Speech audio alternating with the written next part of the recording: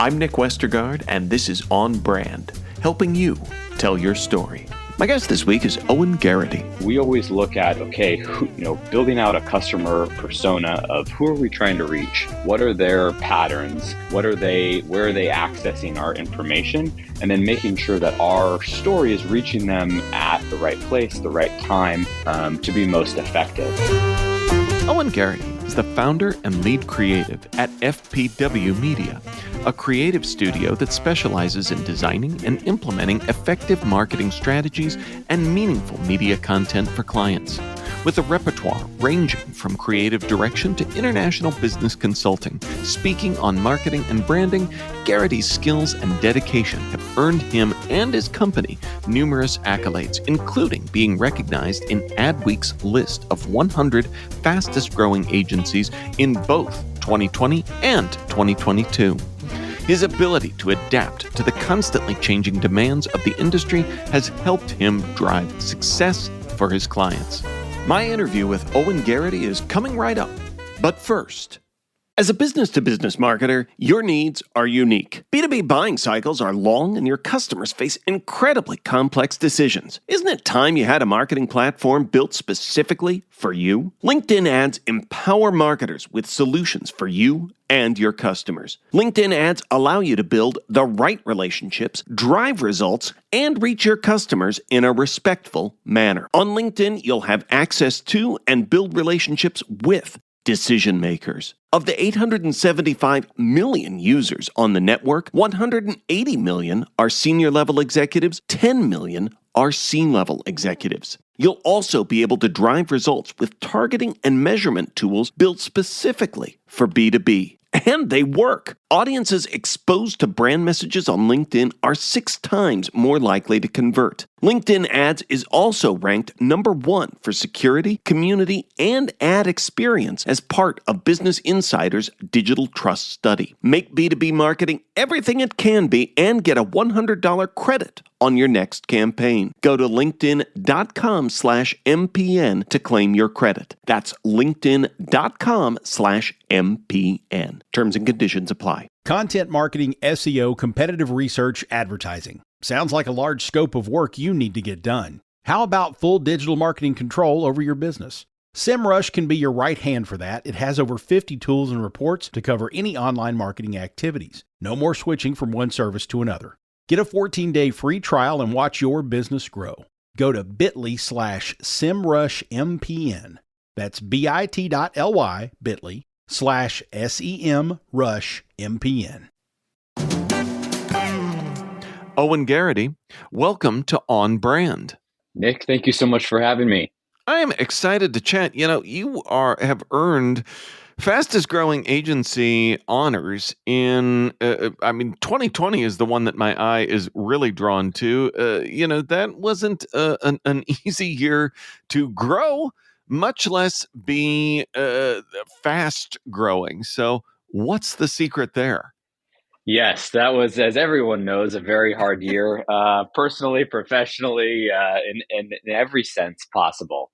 Our success is down to a couple different things, and that applies during COVID and prior to COVID and after COVID, which is to be different, to be nimble, and to embrace, our name. FPW stands for Fast-Paced World.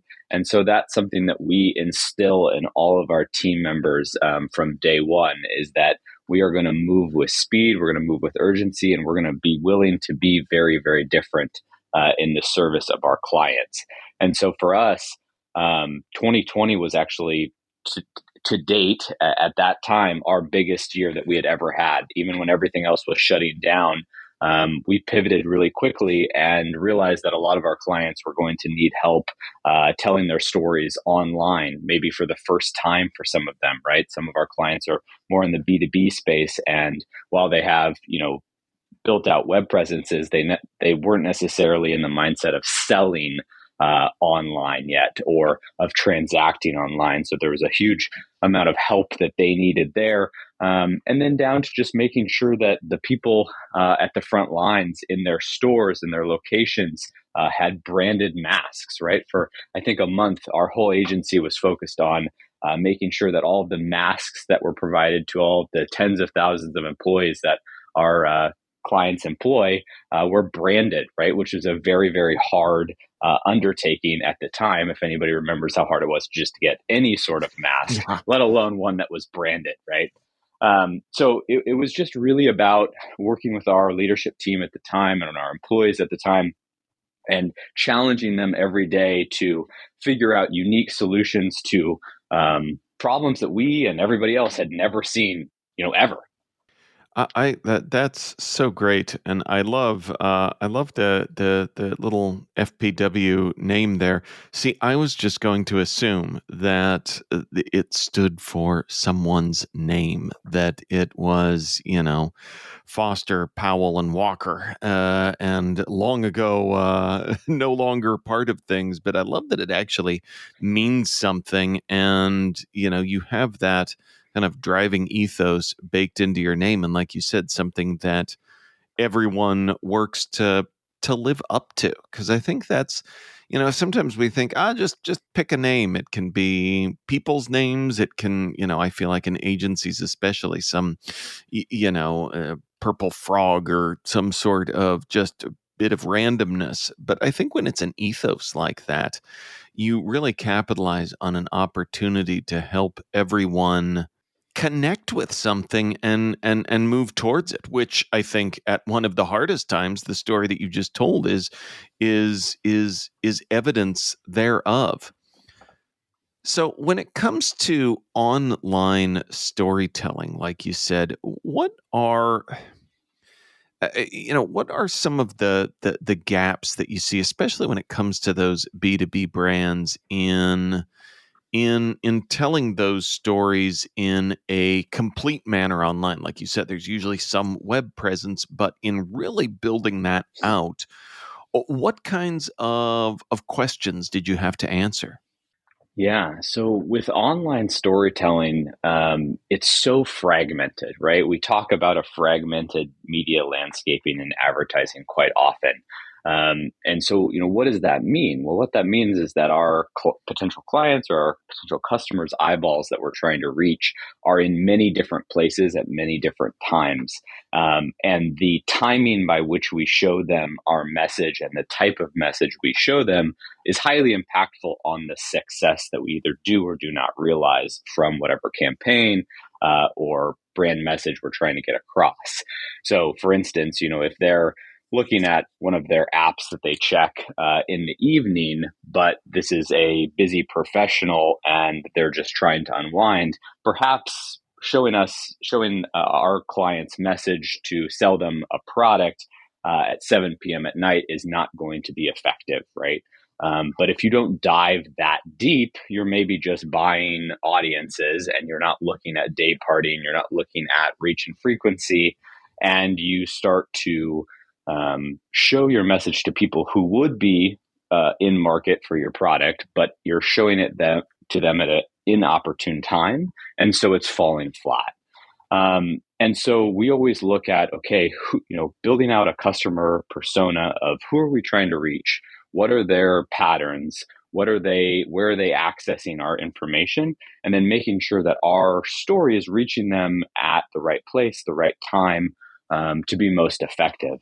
And then I think that the other trap that people really fall into is an inconsistency of message. With so many platforms between social media, online, offline, you can have at times even a contradictory message, and you create customer confusion inadvertently, right?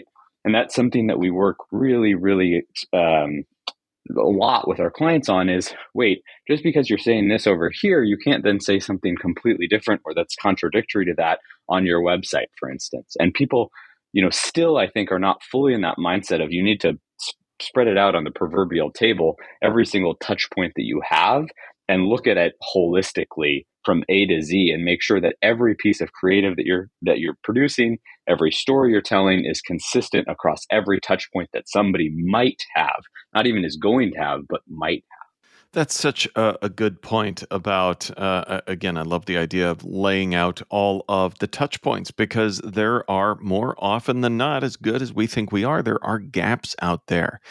And those gaps, again, talk about missed opportunities, but whenever we fail to connect those dots in the brand that we're building, it's a gap that our clients, our customers can potentially fall through. So making sure we have that cohesively built out is essential. Now, as a creative studio, on the other side of that, it's been a crazy couple of years, but on the consumer side, are there things in building effective creative today that are essential for brands to understand? 100%. So, the last statistic I saw, and this is something that we watch pretty closely, is that the average American sees somewhere between 4,000 and 10,000 ads a day, right? And that range skews depending on age, demographics, all of that. So you're trying to have a 1 in 5,000 chance, let's say, of whatever you're putting in front of somebody having Not an great impact. odds. No, right? Anybody who's ever been to, that way eclipses casino odds, for instance, right? Which is a losing proposition in and of itself. So you're really staring down stark odds as somebody who's building a brand today, way more than before, right? That's double or triple what it was in the 70s, 80s, that time frame. So the only thing that you can do is to stand out, right? Your message has to either derive enough value to the potential customer, be shocking enough, be loud enough, or have enough frequency that you just break through all of the noise, right? So you're left with a very, select few tactics to actually have an impact. Otherwise, you're just contributing to that 5,000 every day. Yeah, yeah. And again, that's just mind-blowing stats to think about. And I think that sometimes with everything marketers today and brands have on their plates, it is easy to kind of set some of this stuff and forget it because it is a lot. And we like checking stuff off of a list, but we can't because we've got to try to chip through those odds and do our best, but it's a lot, and we could be making this podcast very depressing for people, but I hope not. but there are ways to cut through. But I'd say the one thing we can't afford is to be mindless about it, right? Exactly. And I think that with the how saturated everything is and how fragmented everything is, there also is huge opportunity, right? So I don't want everybody to jump off the advertising cliff here with us. So let's focus on the positive The for a little bit. sky's falling. Exactly. This sky is falling. We are now able to get hyper targeted, even in the data privacy world of today, to a level that was never even comprehended before, right? For so long as advertisers, all we could look at was, demographics essentially, or psychographics, and that was it.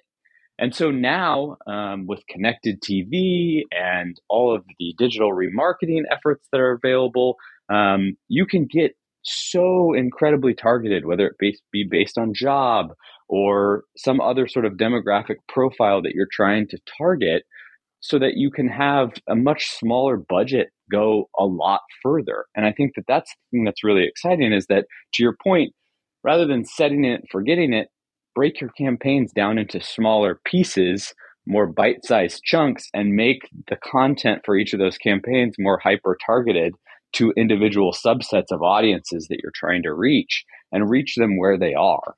And so that's how you then start to cut through and to deliver something that is actually going to resonate with your target audience. On Brand, we'll be right back after this.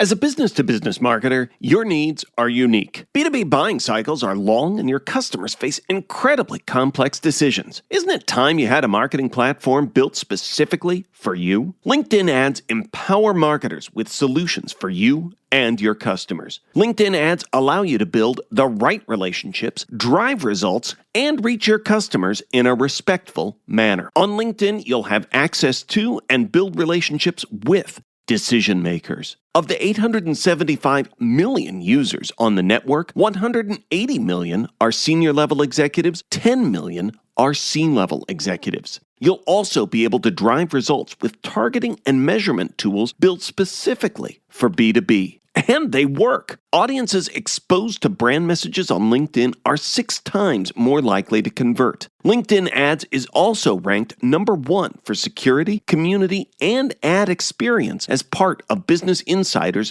Digital Trust Study. Make B2B marketing everything it can be and get a $100 credit on your next campaign. Go to linkedin.com/MPN to claim your credit. That's linkedin.com/MPN. Terms and conditions apply. Freelancing in online marketing often looks ideal from the outside, but what's inside? Many time-consuming challenges. SEMrush offers over 50 tools and reports to assist you in every step of your routine, from competitive and keyword research to link building and technical SEO. SEMrush is your digital team member. Let's hit it off. Grab your free trial today and see measurable results. Go to bit.ly/SEMrushMPN. That's bit.ly, bit.ly/SEMrushMPN. Now, back to the show. You know, that's such great advice it really kind of life advice too, in dealing with overwhelm and a lot of how big a lot of the things that we have to tackle. That idea of making it smaller is incredibly valuable and insightful, and especially and even with, as you noted, with marketing campaigns with the tools that we have. So that is a really smart way to think about all of this. I wanted to talk a bit about your background as well, because I think you bring some um, unique skills as a visual storyteller, as someone that had an eye for photography early on, that has been a filmmaker of documentaries. Talk about how that background informs your work as a marketing creative today. So I approach things, I think, a little bit uniquely as far as how a lot of marketers come to their work. And I don't think there's one way that's right or wrong, but because my background is so heavily influenced by photography, for instance, I started doing professional photography when I was 15 and have been doing it ever since. And obviously have then moved on to direct and produce documentary film and long form narrative content. I approach every single brand campaign, regardless of the medium, like I'm approaching the story arc of a film or a documentary or something like that. And the reason for that is, at its purest sense, when I show somebody a piece of ad creative, I am trying to elicit an emotional reaction, right?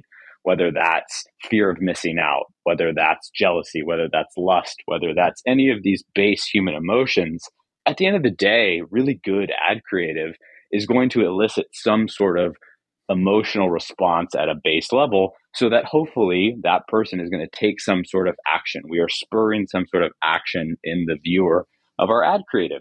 Just like a beautiful documentary makes you think and ponder about the issue that was presented, even if it's a magazine ad or even if it's a piece of ad copy, if we distill that gold down in the exact same way, we can be, in my opinion, a lot more effective at what we're doing.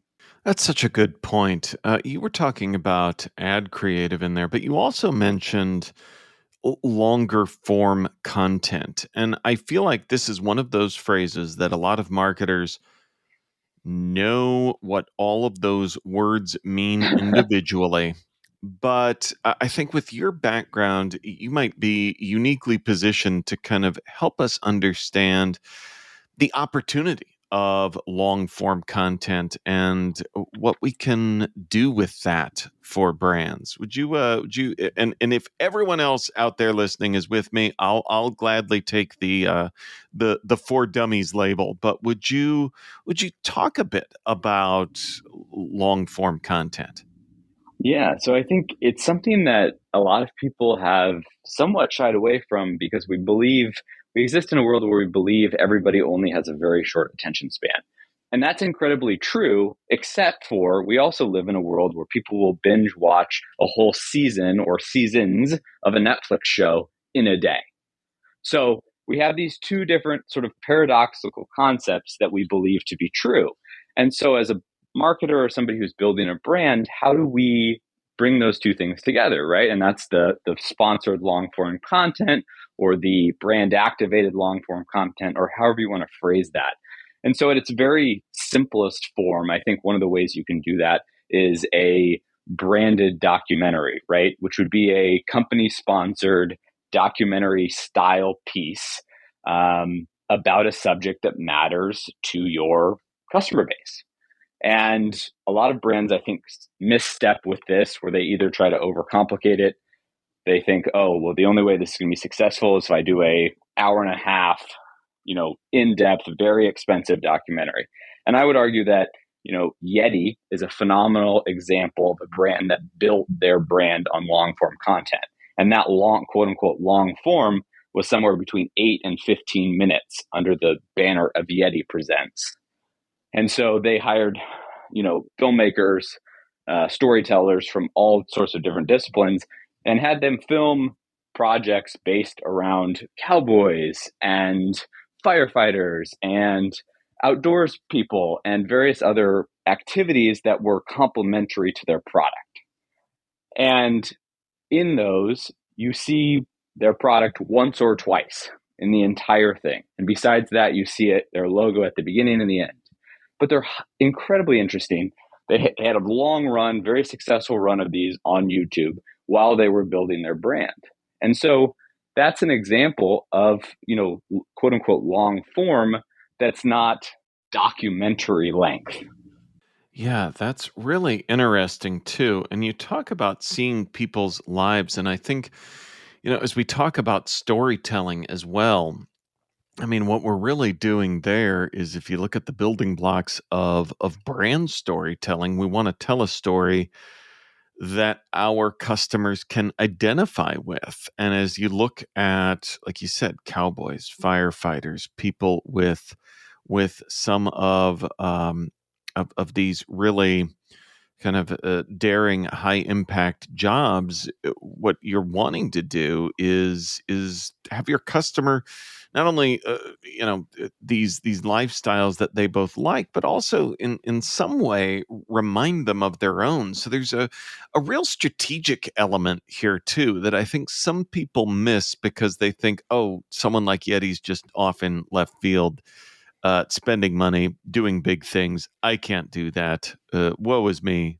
I'm a B2B brand to boot. I'll pull that back in because I feel like you hear a lot of that, especially in the B2B space as well. But I think we can do some of that on the B2B side. Is that what you've found? Yeah. So one of our biggest long form sponsored documentary content projects was B2B, right? So we produced and directed a project called Lionhearted on behalf of Safariland Group. Safariland Group is a conglomerate of brands, but one of their primary businesses is making body armor for law enforcement and the US military. And so what we worked with them on is how do we create a piece of content that is impactful to our end user, right? So in B2B, I think that we often overlook that we're only marketing to the decision maker, right? But that is a very short-sighted strategy because all of these decision makers have a whole group of employees, of stakeholders that are the people that actually use the product or service we are selling that decision maker. So at the end of the day, for the most part, the decision maker is not using the thing that we're selling. So this type of content is really good at leapfrogging the decision maker and influencing the user base, and then that message translating back up to the decision maker. So they're hearing it from inside their own organization. And what we saw with Lionhearted is that we worked with the team there, and I was fortunate enough to collaborate with a gentleman named Shane Ruiz, who is a Purple Heart recipient. He was the director of marketing for them at the time.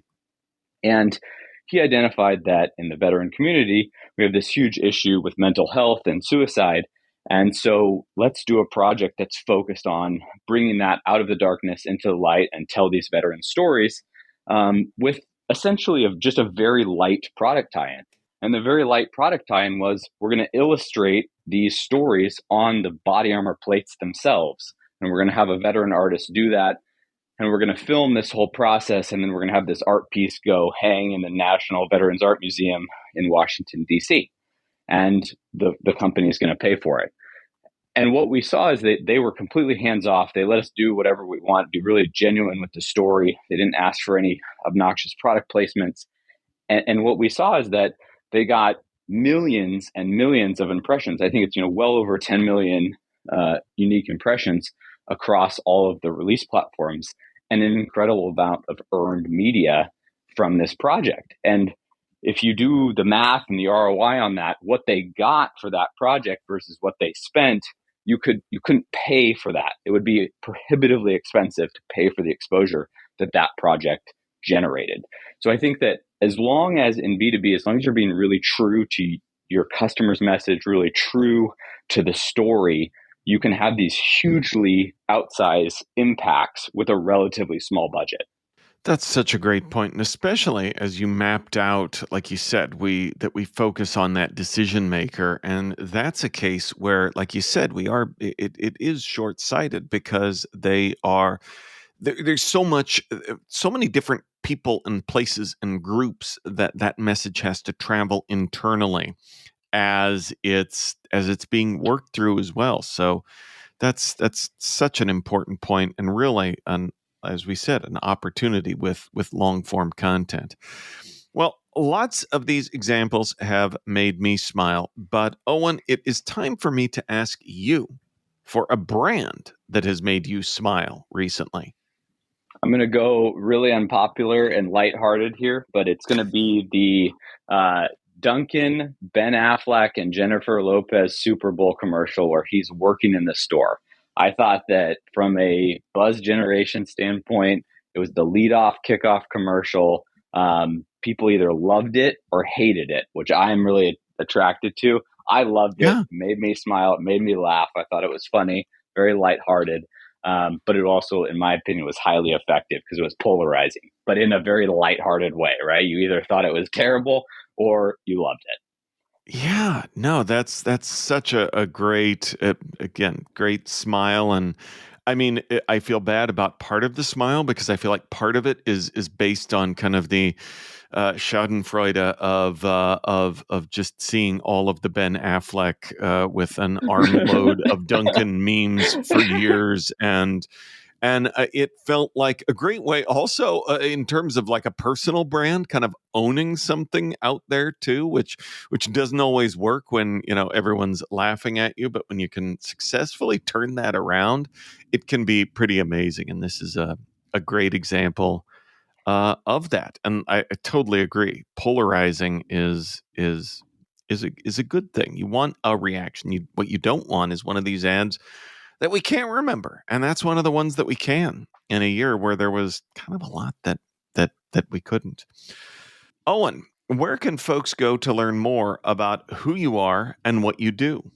Absolutely. So great place to connect with me is on my personal website, owengaritty.com. That's OwenGaritty.com, or at FPWmedia.com for everything company related. Awesome. Well, we will link up to all of that in our show notes, which folks can always find at onbrandpodcast.com. Owen, thanks for being on brand with us. Nick, I really appreciate it. Thank you for having me. On Brand is part of the Marketing Podcast Network. If you like what you're hearing, if we've made you smile, you can always listen free on Spotify, Apple Podcasts, or whatever your favorite platform may be. And please take a moment and rate and review the podcast to help others find the show. Until next week, I'm Nick Westergaard, and I'll see you on the internet.